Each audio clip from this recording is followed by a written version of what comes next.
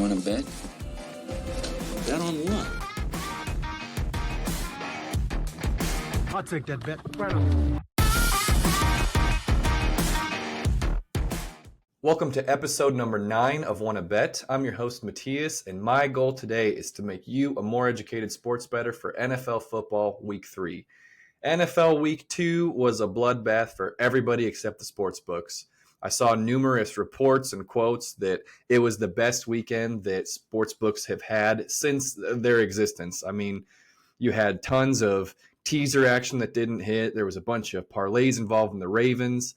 Underdogs getting 6 or more points were 8-0 as of week 2 last week.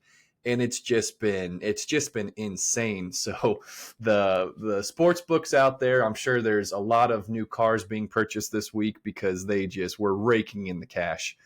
We didn't have a great week 2, and these things are going to happen. Last week we went 2-4 for our NFL plays. We did go 4-0 in our player props. So the player props, I'm going to start doing a whole lot more research on and trying to invest more time trying to find those, some hidden gems there. So I do have a few player props I'm going to put today. This car, I'm probably going to have some more ads tomorrow night. I'm not quite sure. I don't have a ton of plays this week. After week 3, I feel like I know less about these teams than I did going into week 1.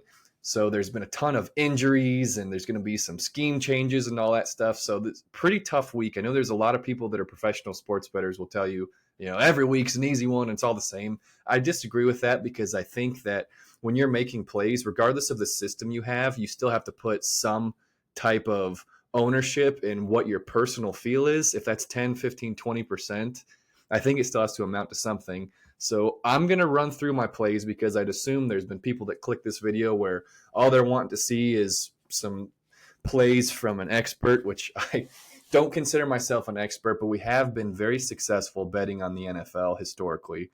So I'm going to run through these. If you don't wish to hear any more on them or hear about what our betting system is moving forward for the NFL, just listen to these, take a screenshot of it, and fade it, tail it, whatever you wish to do. But I'm going to run through these. So up first, we have Panthers Raiders under 39.5 total. That's even money. Dolphins Seahawks first half over 20.5 plus 100, even money as well. Chiefs versus Falcons under 46.5, paying 10 cents on the dollar. Packers getting 2.5 points versus the Colts. You're paying 15 cents on the dollar for that one. Bears +2 versus the Colts, paying 10 cents. Now, player props, under 1.5 receptions for Jonathan Taylor pays +145. Under 1.5 receptions for Khalif Raymond of Detroit pays +125.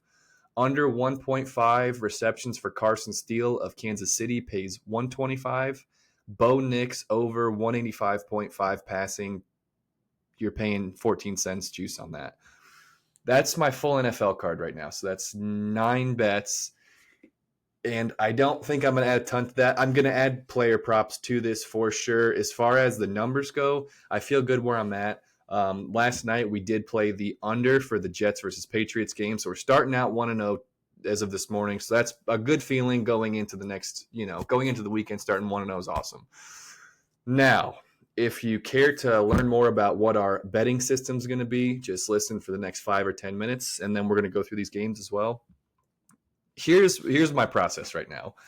I'm putting some stock, some value into what my feel is for the game.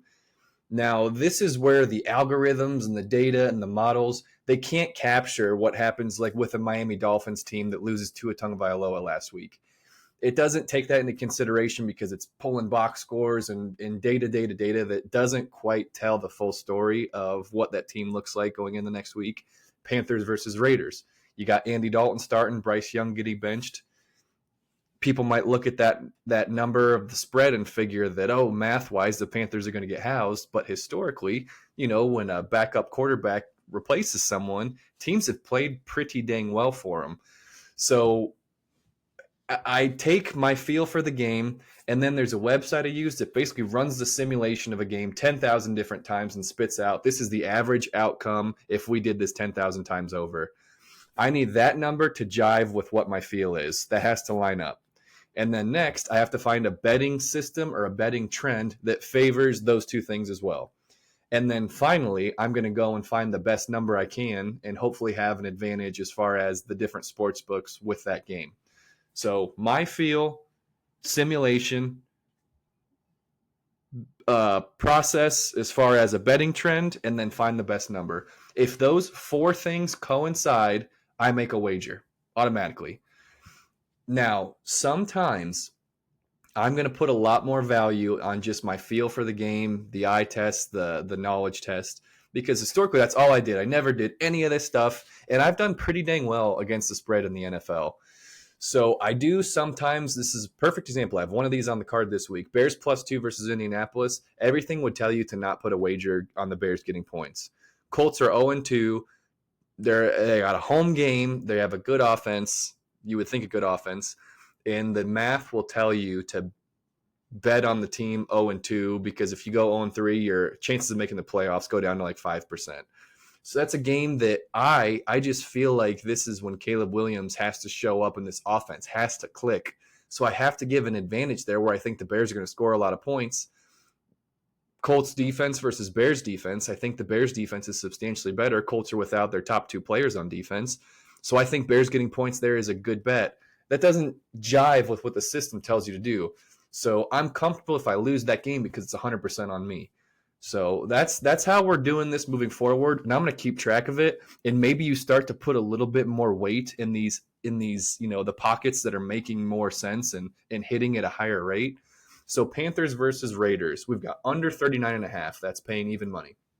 So right now, like here's a stat: the under total in Carolina games after a loss by 14 or more points. The under record since 2022 is 10-1. That's 91% with an average over-under of 39.2. The over-under here is 39.5. When you run this simulation, this game spits out an average score of 25-9. 25 plus 9, that gets us under that mark. So we take that bet. We figure we might have a slight advantage there. And then you go over to the sports books, and if you could see, a 40 out there, or excuse me, a 39 out there, if we get under 39.5, we gained a little advantage as well. So you keep filling all these buckets up, and then hopefully you can be hitting it, 55, 60% when you're doing these against the spread. So that's why we pulled that Panthers-Raiders number. Like I said, Andy Dalton, I think, is going to come and play well, but these two teams do not score points. The average points per game for each of these combined is 18 for the Raiders and 6.5 points a game for the Panthers. So you're talking about under 25 points a game of these teams combined. I don't see fireworks with this one. I think Andy Dalton will come in and play well, and it's going to be ground and pound in a defensive battle, and that's where I draw the line. So unders have been hitting at a super high rate this year, so I love taking under 39.5 at even money. Moving on to Dolphins versus Seahawks. First half over 20.5 points. So the Dolphins get a benefit. Since Tua went down, they've had that extra 2 or 3 days to prepare because that was Thursday Night Football against the Bills. So I have to think that the Dolphins are going to come out with a very, very good plan to put points on the board in the first half. That's my feel. I go over here to this betting trend. Bet the over in first half total in Miami games versus the first half line when they're on the road. The first half overs record since 2022 is 15-3. That's 83%. The average first half over under is 23.5 points. So we're sitting at 20.5. So I think that, if Tua is playing in this game, that might be a 5-point swing. So you add those two things up and I say, okay, well, the Seahawks have shown that they're willing to throw the ball. I think Geno Smith led the league in passing at one point this year. So I know the Seahawks can put points on the board. I know the Dolphins want nothing more than to absolutely light up the scoreboard. So they've been planning that for 10 days. Those two things coincide. I saw this number was, 21 and 21.5 in some spots. We'll grab 20.5. We take it. We like that one. Chiefs versus Falcons, moving on. This is the under 46.5 points. The Chiefs have not been lighting up the scoreboard by any stretch of the imagination. Patrick Mahomes, his game right now is just control the game, maybe with a little help from the officials, and just win the ball game. The Chiefs are a guy who, if he wore a size 10 shoe away from losing against the Ravens, And then it was a pass interference call. I'm not saying it wasn't, but also they were one pass interference away from losing to the Bengals. Chiefs could be 0-2, and they just want to play good defense and then convert on third downs, drain clock, put up 24, 25 points, win the game. So Falcons have that ceiling, I think, to put up some points. That Eagles game was super ugly. Had Nick Sirianni maybe played it differently towards the end of the game, not only do they lose, but that point total goes under by a substantial margin because they had a last-minute touchdown. So Chiefs-Falcons under 46.5. When I see a game in the NFL right now above 45, I'm already thinking automatic under. What else fits with that to make me bet the under? Okay, bet the under in total Atlanta away or neutral games in non-conference games. I know this is wordy and a mess, but the under's record since 2022 is 6-0 with an average over-under of 45.5. So we're sitting at 46.5. Feels pretty good. There's another system. Bet under the total on Kansas City games after a win by 3 or less points. The under's record since 2022 is 8-1. That's 89% with an average over-under of 49.8. Again, all these things coincide, so I make a wager on it. That's why I took that one. Green Bay Packers plus 2.5 versus Colts. This was almost purely – so when this opened up, I thought for sure the buyback on Green Bay would be insane. Malik Willis last week played well enough to win, and I think, Josh Jacobs had 150 yards on the ground against the Colts. So whoever is playing at quarterback, Matt LaFleur is going to have a plan. So you can look at this one of two ways. You could look at it like, say Jordan Love's going to miss 2 weeks of football. They already got their win against the Colts. They have to play the Vikings next weekend, so maybe they're just not too worried about winning this week. Rest Jordan Love. We got our win. If we went 1-1 without our star quarterback, we're going to be fine. I just think Jordan Love, he's been full participant in practice all week, 2.5 points. If it's announced right now Jordan Love's playing, this line goes up to the Packers laying 4.5. I promise it'll go up to that. So I took this number purely hoping that Jordan Love could play. This is a win-win for me. If I lose this bet, maybe the Packers get blown out. I love seeing it. So it's a win-win situation. As far as the betting trends go, there's not a system that really coincides with that one. That's a game where I took what I thought was a really good number and took advantage of it. And I already mentioned the Bears +2 versus Indianapolis. Same thought process. I have a really good feel for the game. I have to trust what my eyes and my brain are telling me. So, and you can find, this is one more thing. With these betting trends, you'll find games where you'll find 10 different examples as to why you'd want to take the Colts, 10 different examples why you'd want to take the Bears. If that's the case, I don't bet it.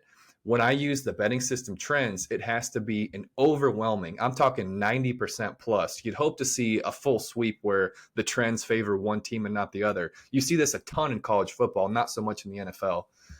So when we're betting the trends, keep in mind that I need to see that it hitting at a super, super high rate if I want to pick a team. As far as those player props go, the under 1.5 reception for like second and third string running backs, I like that prop a lot because it pays well. If we hit 2 out of 3 of these, we're going to be plus money by a substantial margin because this Khalif Raymond plus 125, Carson Steele plus 125, Jonathan Taylor plus 145. So when you're not paying that juice like you are on spreads where you're laying 10 cents on a dollar or 14 cents on a dollar, you can kind of, your win margin can go down to 50% and you're still plus money. So I'm really going to start getting into player props. I never have before. I don't really mess with underdog and prize picks and all that stuff. I'll do one every once in a while for big events like Super Bowl. It's fun to do that. But that's the strategy right now as far as our betting system goes. The NFL it's a dog. It's a hard one. Challenging league, but it's very exciting. I don't think we've seen who's good right now. I don't know who the stars are right now because you look at these teams on paper. The Jets looked awful against the 49ers. Barely squeaked out a win against the Titans. You could argue that the Titans should have won that game if Will Levis had, a half a brain plus that was smart at quarterback playing. And then they go and stomp a team in the New England Patriots, who should they stomp? Yes. The Patriots almost beat the Seahawks, and they did beat the Bengals. So, that flow chart of team A beat team B, and then team B beat team C. Like it does not jive at all. The randomness and the chaos has been insane. We have some pretty intriguing matchups this week, like the 0-2 Ravens playing the Cowboys. That's a massive game. You could say that the loser of that game has a really, really tall mountain to climb for the rest of the season. So I love the NFL. I love the drama that it provides. So thank you so much for watching. You are now all updated with what our system's going to be moving forward. Next week, going into week 4, we're going to have, I think, a little bit better strategy and a little bit better cadence. I'm still trying to figure out how to structure these videos and make them entertaining enough for someone to sit down and watch it for 20 minutes. So if you are one of the people still watching now, please leave a comment down below and let us know what we could do better, or something you'd like to see, or some information you'd like. Would you like a full explanation, a deep dive game by game for our selections? Do you just want the picks with our record from last week? Let us know down below. Hit the like button, hit the subscribe button. Thank you so much for watching this video. I appreciate you guys being with us, and good luck with your bets this weekend.